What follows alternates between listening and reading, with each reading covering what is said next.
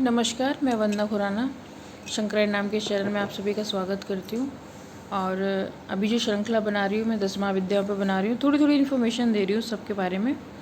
बाकी अभी जो मैं महाविद्या के बारे में बता रही हूँ वो है त्रिपुर सुंदरी, और इनको ना अन्य नामों से भी जाना जाता है। मैं थोड़ा नाम बता देती हूँ आपको कि जो भगवती त्रिपुर सुंदरी हैं, इनके अन्य नाम श्री विद्या, त्रिपुरा, त्रिसुंदरी, राजेश्वरी, ललिता, षोडशी, कामेश्वरी, मीनाक्षी। नाम आपने सुन लिए।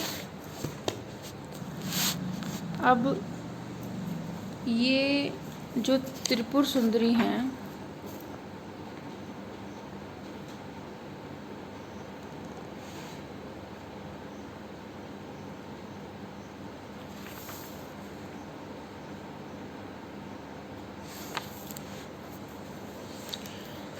आपने सुना होगा त्रिपुर सुंदरी के बारे में। नहीं सुना है तो मैं बता देती हूँ। पहले आप नाम सुनिए। त्रिपुर यानी कि 3 पुर, यानी कि 3 लोक। तीनों लोकों में जो सबसे सुंदर त्रिपुर सुंदरी, सबसे शक्तिशाली, सबसे सुंदर और तीनों पुरों की रक्षा करने वाली, या तीनों, आप इसे मान लीजिए कि तीनों पुरों में रहने वाली। जब ब्रह्मांड उसने बनाया है तो ब्रह्मांड की हर जगह वो है। तो ब्रह्मांड में 3 पुर हैं, त्रिपुर हैं, तो तीनों जगह पे स्थित हैं। तो अब इनकी ये भी महाविद्याओं में से एक हैं। और अब इनके बारे में हम ये कह सकते हैं कि ये भी जो आदि शक्ति है उन्हीं का रूप है। कह सकते नहीं है, यह भी आदि शक्ति का एक रूप है। यह भी विशेष प्रयोजन से या विशेष कारण से प्रकट हुई, वो ट्रांसफॉर्म हुई। देखिए, मैं बार बार ये कहती हूँ कि एनर्जी एक ही है, रूप परिवर्तित हुआ। 3 पुरों में जो 3 पुर हैं उनकी रक्षा हेतु ये प्रकट हुई। कहानी मैं किसी और वीडियो में बताऊंगी। अभी मैं सिर्फ स्वरूप की चर्चा कर रही हूँ यहाँ पे कि त्रिपुर सुंदरी हैं। जैसे आपको नाम से ही पता चल रहा है, फीमेल एनर्जी हैं। और जो नाम मैंने अभी लिए, अगर इनमें से किसी भी कोई भी एक नाम आपने अपनी बेटी का रखा है, आपकी बहन का है या आपकी माता का है, तो वो त्रिपुर सुंदरी स्वरूपी हैं, स्वरूपिणी हैं। और ऐसा मत सोचिए कि अगर उनके पास ऐसी शक्ति नहीं है, क्योंकि वो आपको खाना खिलाने पिलाने में इतना बिजी रहती हैं कि वो जप तप और ये पाठ उतना नहीं कर पाती हैं। या तो गृहस्थी छोड़ के वह भी साध्वी बन जाएं और अपना जप तप में अपना समय निकालें, या फिर वो परिवार के लिए समय दे दे। तो आप सोचिए कि एक कितना बड़ा हिस्सा महिलाओं का जो सिर्फ अपना सारा जीवन परिवार को समर्पित कर देता है। लेकिन वही परिवार अभी के समय में उनकी शक्ति और सामर्थ्य को नहीं जान पाया है। उनको लगता है नारी कोमल होती है, नारी सहनशील होती है, संवेदनशील होती है, वो बर्दाश्त करती रहती है, तो उनको कोई फ़र्क नहीं पड़ता बाकी लोगों को। तो उसकी स्थिति वैसे ही बना के रखनी चाहिए, पर ऐसा नहीं है। नारी सिर्फ एक लिमिटेड एनर्जी नहीं है, यह 50% एनर्जी है ब्रह्मांड की। अब आप सोचिए, वो लोग जो नारी प्रताड़ना करते हैं, चाहे वो कोई भी हैं, गरीब हैं, अमीर हैं, कहीं के भी रहने वाले हैं, अगर वह नारी को प्रताड़ित कर रहे हैं, चाहे वो उनकी माँ है, बहन है, उनकी बेटी है या फिर पत्नी है, अपने जीवन साथी को तो प्रताड़ित करना सबसे बड़ा पाप है। अगर आप नहीं आपस में सामंजस्य बैठा सकते तो फिर आप विवाह मत कीजिए। आप फिर एकांतवासी हो जाइए, अपना कमाइए, खाइए और रहिए आराम से। लेकिन अगर आप विवाह किया है तो आप एक दूसरे की एनर्जीज़ को समझिए। आप दोनों एक दूसरे के पूरक हो। मैं उनके बारे में कह रही हूँ जो पति पत्नी है। और यहीं पे ही मिसअंडरस्टैंडिंग होती है कि सिर्फ या तो उसको समझ ही नहीं पाते सही से, या फिर हम लोगों ने कभी अपने बच्चों को ऐसे संस्कार दिए नहीं कि हम हर किसी को समझ पाएँ। यानी कि आपके अंदर अभी तक ऐसा कोई गुण डेवलप नहीं हुआ कि किसी भी प्रकार का व्यक्ति आके आपकी तरफ डाइवर्ट हो जाए, और चाहे वो एक होता है ना, जब प्रेम में इंसान अपना अस्तित्व भूल जाता है या ख़त्म कर देता है, वो सामने वाले का हो जाता है, उसे चाहिए ही नहीं कुछ, उसको सामने वाले के अलावा कुछ चाहिए ही नहीं, चाहे वो लड़का हो या लड़की हो, उसको सिर्फ अपना जीवन साथी चाहिए। वो अपना अस्तित्व ख़त्म कर देता है, उसे अपने से कोई लगाव नहीं रहता। भक्ति में भी यही चीज़ होती है कि हम उस लेवल पे चले जाते हैं कि हम अपने आप से इस शरीर से कोई लगाव नहीं होता, हमें कुछ चाहिए ही नहीं अपने लिए। हम इतने समर्पित हो जाते हैं और हमें अपने जीवन के ज़्यादा समय भी नहीं चाहिए होता है। तो वैसे ही लाइफ पार्टनर है, एक दूसरे के लिए जीते हैं, एक दूसरे के लिए मरते हैं, एक दूसरे के इच्छाओं का ध्यान रखते हैं। मैं सभी के लिए नहीं कह रही, बहुत तो अच्छे कपल्स हैं जो बहुत सारी चीज़ें समझते हैं, लेकिन आप सोचेंगे कि आपकी पत्नी देवी तुल्य है या आपका पति देव तुल्य है, तो आपके बीच में कभी झगड़ा ही नहीं होगा। क्योंकि आप जब अपना एनर्जी लेवल इतना हाईएस्ट ले जाओगे ना, कहते हैं ना जो क्रिएटर है भगवान है, कि मैं भगवान तो नहीं हूँ। क्यों नहीं हो सकते? अच्छे कर्म करोगे तो उसी लेवल पे चले जाओगे, बुरे कर्म करोगे तो राक्षस लेवल पे चले जाओगे। तो जब आप ये कहते हो कि भगवान नहीं हो, इसका मतलब ये कह रहे हो कि आप राक्षस हो। इसका मतलब तो यही हुआ ना, भगवान के स्तर से गिर के क्या बनेगा आदमी। 3 ही स्तर होते हैं, देवता, दानव और मानव।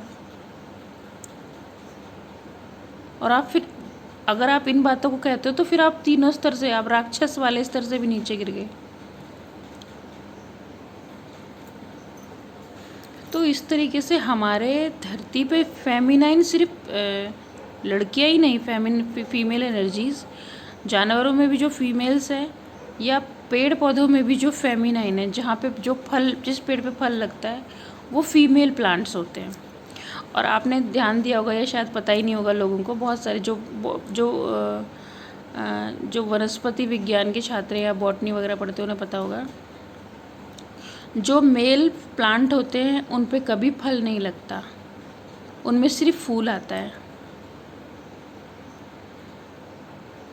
और जो फीमेल प्लांट होते हैं उनमें बराबर फल लगता है, फल, सब्जी, ऐसे जो प्लांट्स होते हैं।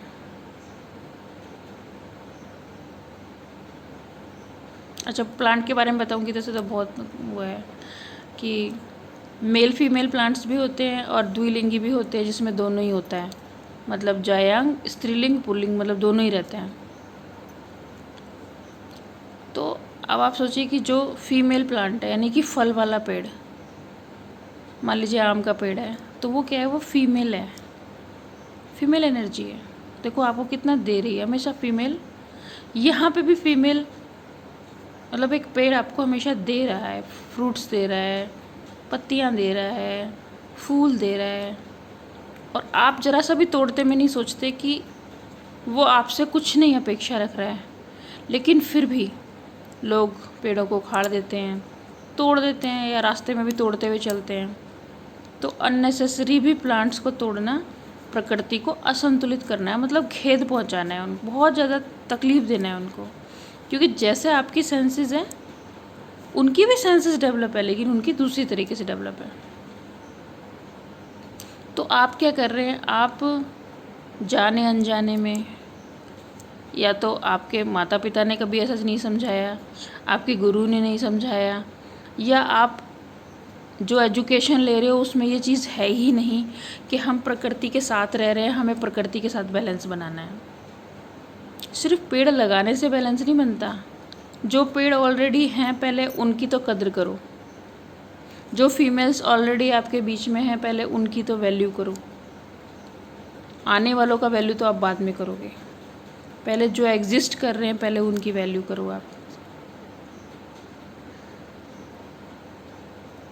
तो जिन लोगों को इस फेमिनिन एनर्जी से जुड़ना है, जिसको हम भगवती त्रिपुर सुंदरी बोल रहे हैं, वो चित्र त्राटक या मूर्ति त्राटक कर सकते हैं। अगर उनके पास कोई मूर्ति है या ला सकते हैं आप ख़रीद के दुकान से, तो आप ला के रख लीजिए घर में, उस पर मूर्ति पे त्राटक कीजिए। और जैसे वो त्रिपुरों में विजयी हैं, मतलब रक्षा कर रही हैं, वैसे आप भी, आपकी भी अपनी एनर्जी लेवल बढ़ा सकते हैं। बाकी आप त्राटक नियमावली पढ़ लीजिए कि हम लोग त्राटक करने से पहले किन नियमों का हमें पालन करना है, उसके बाद फिर आप इस एनर्जी लेवल पे आइएगा। बाकी ये, क्योंकि मैं फीमेल्स के बारे में बता रही हूँ, फीमेल एनर्जीज़ के बारे में, तो वो लोग, अगर जेंट्स सुन रहे हैं इस बात को तो ध्यान दीजिए, आपके घर में फीमेल्स हैं, वो सब माँ भगवती का ही रूप है। आप मानो या ना मानो, और जाने अनजाने में आप अपने घर की महिला को प्रताड़ित करते हो या बाहर की महिला को प्रताड़ित करते हो, तो आप प्रकृति को प्रताड़ित करते हो। और प्रकृति कभी आपको छोड़ेगी नहीं, वो दंड दिए बिना आपको यही दंड मिलेगा, कभी भी मिले जीवन में दंड अवश्य मिलेगा। इसीलिए अगर घर में स्त्री हैं तो उससे प्रताड़ित मत कीजिए, घर की है या बाहर की है, कोई भी है।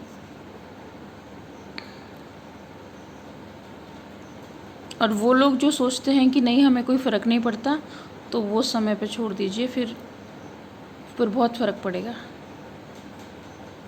मैं घर की महिलाओं को भी कहूँगी, अगर वो वीडियो देख रही हैं, कि अपने होने की महत्ता ज़रूर बताइए अपने बच्चों को, और उनको ऐसे संस्कार दीजिए कि वो, अगर वो स्त्री है, आपकी पुत्री है, तो वो अपने दैवीय रूप में ही बड़ी हो। और अगर आपका पुत्र है तो वो देव रूप में बड़ा हो, और वो अपनी बहन के बारे में जो सोचता है या जो जैसी उसकी रिस्पेक्ट करता है करे, वैसे ही वो बाहर की जो देवी हैं, योगिनियाँ हैं, वो उनके बारे में भी वैसा ही चिंतन करे। क्योंकि जब तक आप ये संस्कार नहीं देंगे अपने बच्चों को, तो जो भयावह स्थिति इस समय अभी आई हुई है, इससे भी भयावह स्थिति आपके खुद के लिए हो जाएगी। जब आप अपने बेटों को नहीं बताओगी, तो आपके बेटे, आपकी बेटियां, किसी की भी बेटी सुरक्षित नहीं रहेगी। तो बताइए भी और सशक्त भी कीजिए। और सशक्त कैसे करना है? सशक्त करने के लिए कुछ ना कुछ उन्हें सिखाइए, कोई भी वेपन चलाना सिखाइए उनको। देखिए, जो संगीतज्ञ होता है वो तबला वादक है, तबला बजाना सीखता है, और अगर वीणा वादक है तो वो वीणा बजाना सीखता है। ऐसे ही आप उन्हें कुछ ना कुछ सेल्फ डिफेंस में सिखाइए, पिस्टल चलाना सिखाइए, भाला चलाना सिखाइए, तलवार चलाना सिखाइए, बहुत सारी।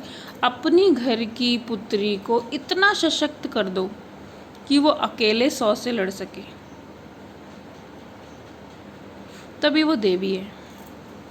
अगर आप उसे रोना गिड़गिड़ाना सिखा रहे हो या आप उसे टीज़ कर रहे हो सारे दिन, तो फिर वो कैसे बनेगी? फिर तो वो प्रताड़ित होगी आपके घर में भी, और जहाँ आप उसकी शादी कर दोगे वहाँ भी प्रताड़ित होगी। तो इस प्रताड़ना की जो परंपरा है ना, इसको समाप्त आप ही लोग कर सकते हो। इस वीडियो के माध्यम से मैं आपको बता रही हूँ कि ये जो फीमेल्स की स्थिति इस समय इसीलिए ऐसी हो रही है कि आप एक एनर्जी को सिर्फ लिमिटेड सोच रहे हो, आप उस महाशक्ति को सिर्फ लिमिटेड सोच रहे हो। आप सोच रहे हो मंदिर में जाओ, घंटी बजाओ, आरती करो, चुन्नी चढ़ा दो, सिंदूर चढ़ा दो, बस हो गया। ऐसा नहीं है। वो आपको टेस्ट कर रही है। आप ही के घर में तो आपकी माँ के रूप में, आपके बेटी के रूप में, आपकी बहन के रूप में, आप अपना स्वरूप नहीं जानते हो, ना उसका स्वरूप जानते हो। वो अलग अलग रूपों में आपका टेस्ट कर रही है, और आप लगातार फेलियर हो रहे हो उस चीज़ में।